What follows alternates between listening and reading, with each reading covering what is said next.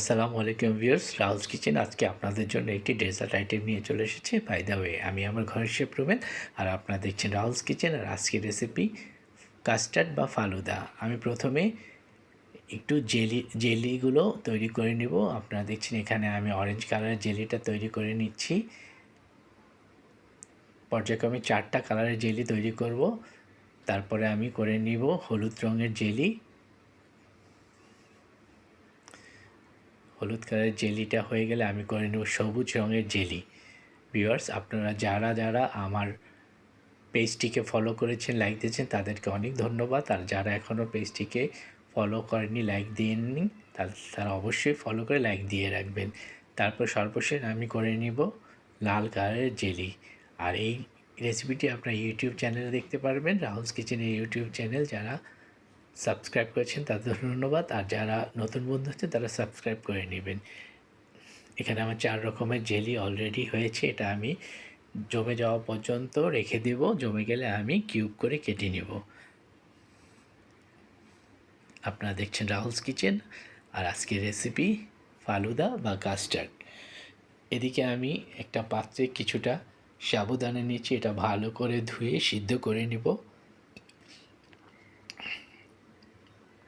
আপনাদের যদি রেসিপিটি ভালো লাগে তা আপনারা অবশ্যই বাড়িতে একবার ট্রাই করে খেয়ে দেখবেন। এটা খুবই সিম্পল বাট খুবই মজাদার।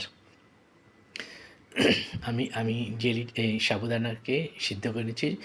একদম সিদ্ধ করে ট্রান্সপারেন্ট হয়ে যাওয়া পর্যন্ত আমি সিদ্ধ করব। আমার সিদ্ধ হয়ে গেছে। এখন আমি ছেঁকে নিয়ে একটা বাটিতে রেখে দিয়েছি।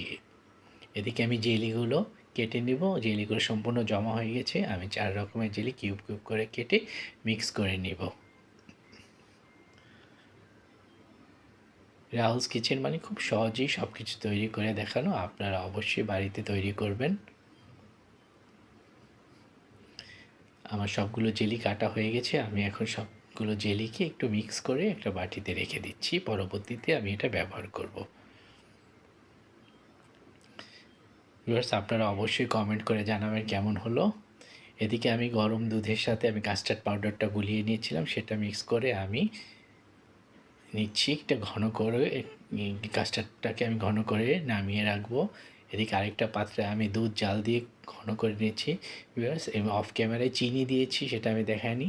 আপনারা যার যার পরিমাণ মতো স্বাদ মতো চিনিটা দিয়ে নেবেন। এখন ঘন করে রাখা দুধ এবং কাস্টার্ডের সাথে আমি সমস্ত জেলিগুলো দিয়ে দিলাম। এগুলো মিক্স করে আমি দিয়ে দিচ্ছি এখানে আম, কলা আর আপেল কুচি।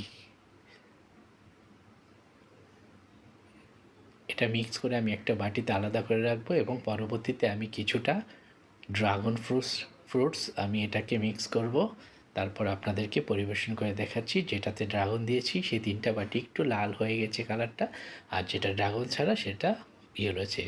তাহলে সবাই ভালো থাকবেন। আল্লাহ হাফেজ।